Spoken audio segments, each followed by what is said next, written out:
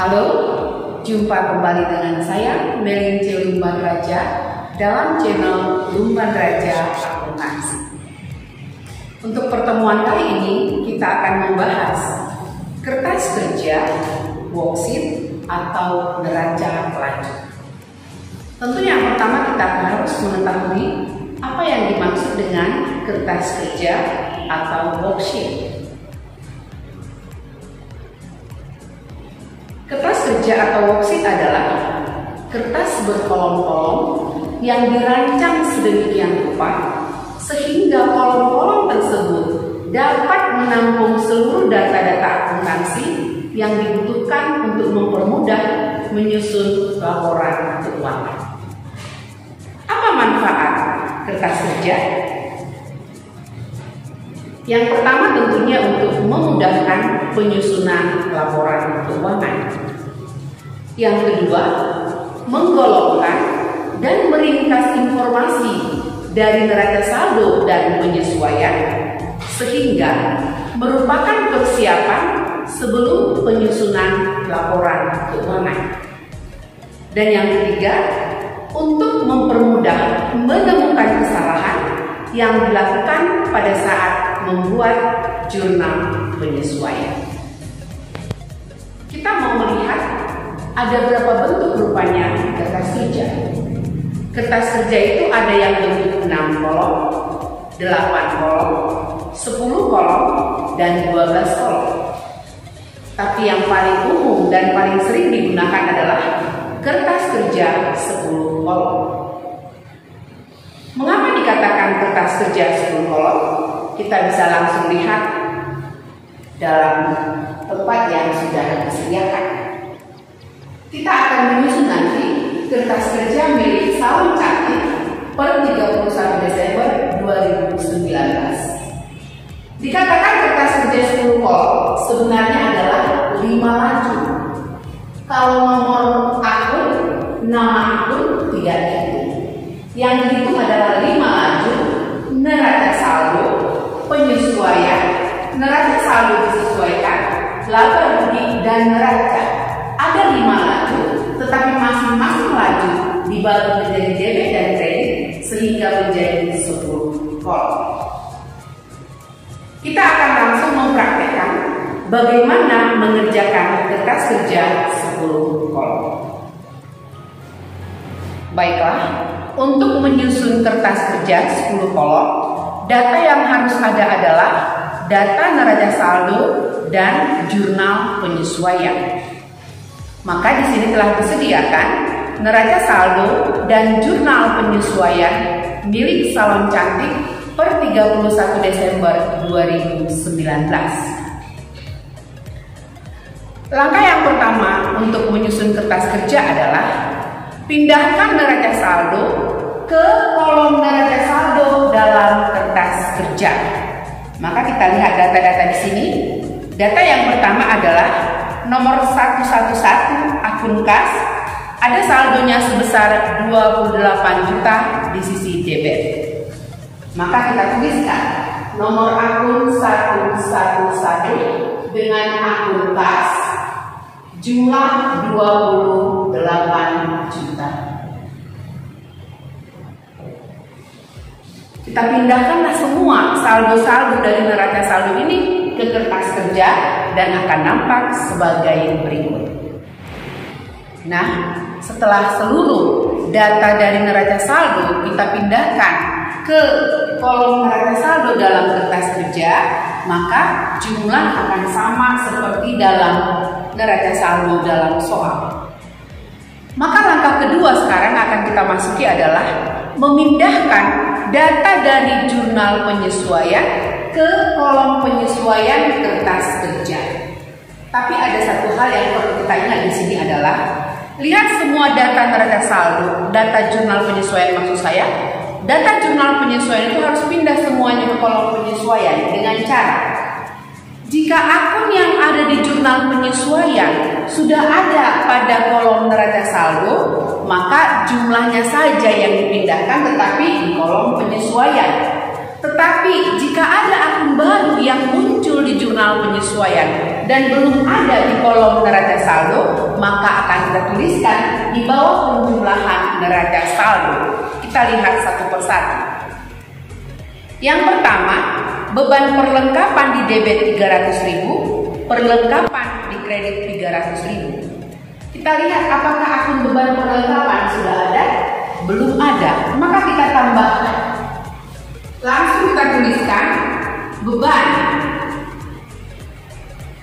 perlengkapan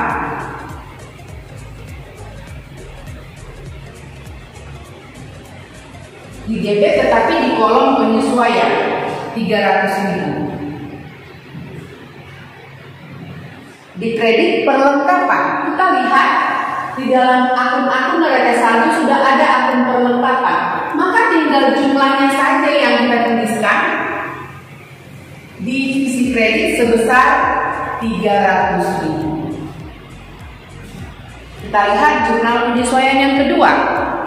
Beban penyusutan peralatan di debit 500.000, akumulasi penyusutan peralatan di kredit 500.000. Dua-duanya akun tersebut belum ada di akun-akun neraca saldo, maka kita tambahkan beban penyusutan peralatan di debit dia sebesar 500.000 dan akumulasi penyusutan peralatan di kreditnya sebesar 500.000. Demikianlah semua jurnal penyesuaian juga harus pindah ke kolom penyesuaian kertas kerja, dan jika sudah kita pindahkan akan nampak sebagai berikut. Nah, dalam jurnal penyesuaian itu ada 4 jurnal penyesuaian, dan sekarang semuanya kita pindahkan ke kolom penyesuaian kertas kerja dengan total 1.320.000. Jadi bagaimana data di jurnal penyesuaian? Itulah semua dipindahkan ke kolom penyesuaian kertas kerja. Kita masuki langkah ketiga. Langkah ketiga kita akan mengisi kolom neraca saldo disesuaikan. Neraca saldo disesuaikan adalah penggabungan dari kolom neraca saldo dan kolom penyesuaian. Untuk mengisi kolom neraca saldo disesuaikan ada beberapa hal yang harus kita ketahui. Yang pertama, jika data tersebut atau jumlah hanya ada di kolom neraca saldo saja, maka tinggal kita pindahkan. Kita misalkan di sini kas. Kas hanya ada di kolom neraca saldo di sisi debit 28 juta, sedangkan di penyesuaian tidak ditemukan jumlah. Maka tinggal pindah. Ke kolom debit sebesar 28 juta. Demikian juga dengan piutang usaha, tinggal pindah 2 juta.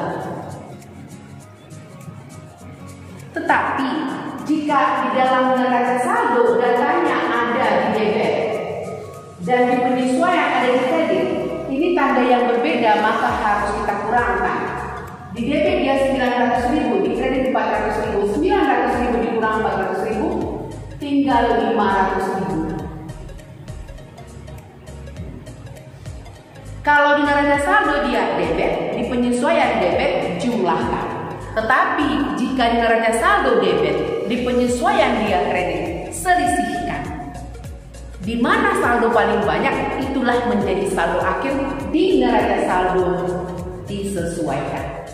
Jika data-data itu semuanya kita pindahkan ke neraca saldo disesuaikan, akan nampak sebagai berikut. Nah, setelah kita gabungkan antara kolom neraca saldo dan penyesuaian sesuai dengan yang kita jelaskan tadi mengenai penjumlahan sama-sama di debit, penjumlahan sama-sama di kredit, dan menyelisihkan yang debit dengan kredit, maka data akan terlihat sebagai berikut. Saldo akan tetap seimbang dan di sini saldonya sebesar 38.500.000 rupiah. Kita akan lanjutkan sekarang mengisi kolom laba rugi dan neraca sekaligus. Data yang ada di neraca saldo disesuaikan sudah tetap, tidak lagi dirubah. Di sini kita tinggal mengisahkan mana yang termasuk akun laba rugi, mana yang termasuk akun neraca. Akun laba rugi adalah akun nominal. Maka jumlah-jumlah yang dibawa ke laba rugi adalah jumlah-jumlah dari akun nominal, yaitu pendapatan dan beban. Jadi nanti kita pisahkan yang masuk kolom laba rugi semua akun-akun pendapatan dan akun-akun beban. Sedangkan yang masuk ke neraca adalah akun-akun neraca atau akun-akun real, yaitu harta, utang, dan modal. Kita buat satu persatu contoh. Contoh, kas itu adalah akun real, maka harus masuk ke neraca. Data sebenarnya kita ambil dari kolom neraca saldo disesuaikan. Di debit dia sebesar 28 juta, ini masuk ke debit neraca. Demikian nanti seluruh akun-akun harta, utang usaha, sewa dibayar di muka, perlengkapan peralatan, utang usaha, utang bank, modal cantik, privo cantik. Tapi pendapatan salon adalah akun nominal. Maka akun nominal ini kita masukkan ke laba rugi. Ini adalah akun nominal, kita bawa ke kredit laba rugi karena dia adalah akun nominal.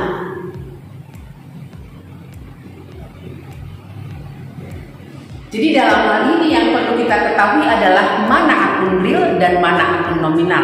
Akun nominal bawa ke kolom laba rugi dan akun neraca bawa ke kolom neraca, yaitu harta, utang, dan modal sebagai berikut. Sekarang kita perhatikan data-data dari neraca saldo disesuaikan, sudah dipisahkan mana yang masuk ke kolom laba rugi dan mana yang masuk ke neraca. Kita pastikan satu persatu.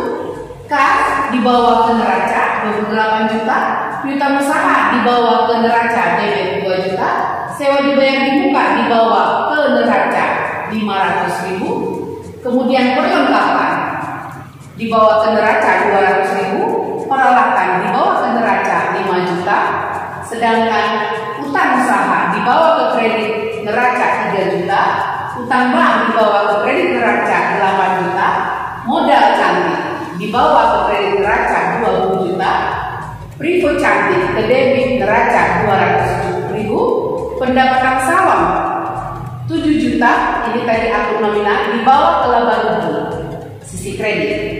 Seluruh beban, mulai beban listrik, beban asuransi, beban gaji, beban perlengkapan, beban penyusunan peralatan, dibawa ke debit laba rugi.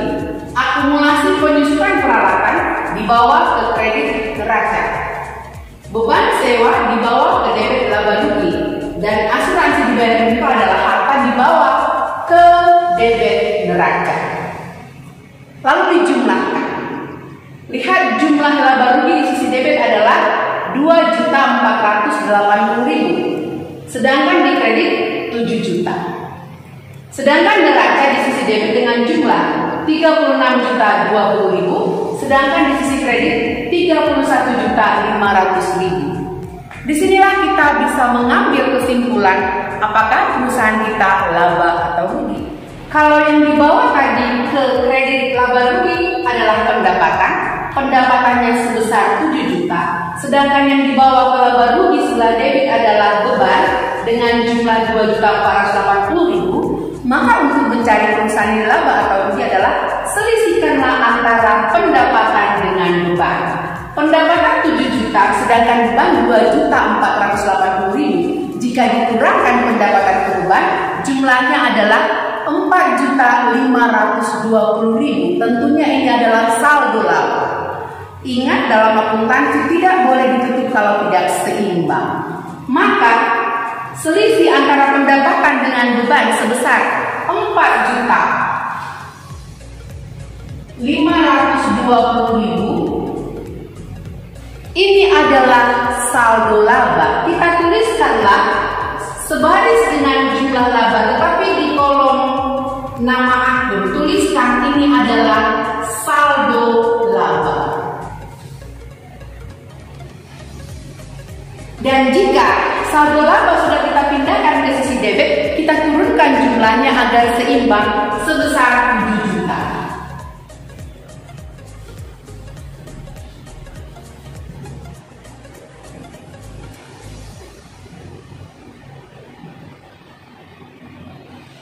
Jadi sudah diketahui laba salon cantik 4.520.000. Sekarang kita mau menutup neraca. Sekali lagi saya ingatkan, tidak boleh ditutup kalau tidak seimbang. Di sini tinggal kita ambil logika dan kesimpulan akuntansi. Saldo laba tentunya menambah modal. Kalau modal bertambah pasti dikredit, maka saldo laba harus kita bawa ke kredit neraca. Saldo laba 4.520.000 bersifat menambah modal dibawa ke kredit neraca senilai 4.520.000. Apabila saldo laba tadi sudah kita pindahkan ke kolom kredit neraca, kita sekarang akan turunkan jumlah dari neraca. Debit dan kredit harus seimbang. Kita turunkan di sisi debit sebesar 36.020.000. Lalu kita pastikan jumlah kredit apakah sekarang sudah benar.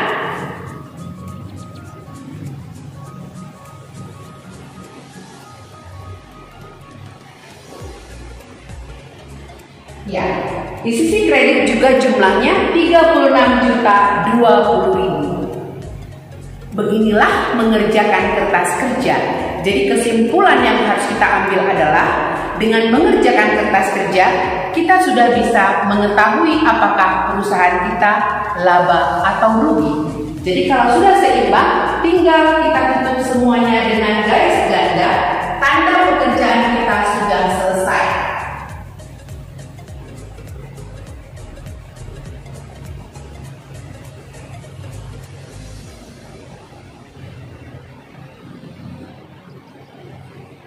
Jadi dengan demikian, maka alat bantu untuk menyusun laporan keuangan sudah selesai kita kerjakan. Demikianlah pembelajaran kita kali ini mengenai kertas kerja. Semoga video kali ini mudah dimengerti dan bermanfaat untuk kita semua. Jangan lupa untuk diklik like, share, dan komentarnya ya.